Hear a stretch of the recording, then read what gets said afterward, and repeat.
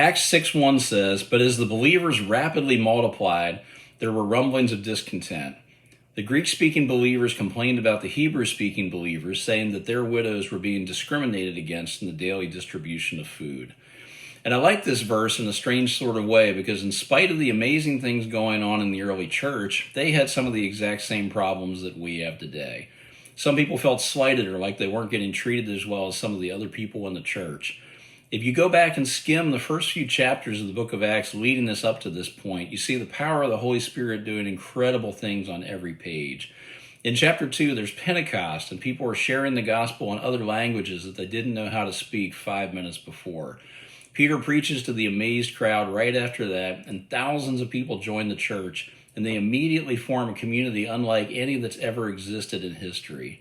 And each day, God is adding to their numbers. Miracles are happening in the community, and every act of power or healing sets up a presentation of the gospel, the good news message of who Jesus is and how to be in a relationship with him. People are risking their lives to share that message and praying for boldness, and God fills people with the Holy Spirit, and the room literally shakes during one of their prayer meetings.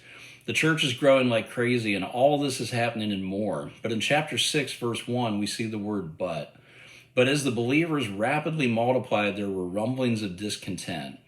And I thought, if something like that happened to them in their nearly perfect church situation, we shouldn't be shocked when we experience similar problems in our modern church.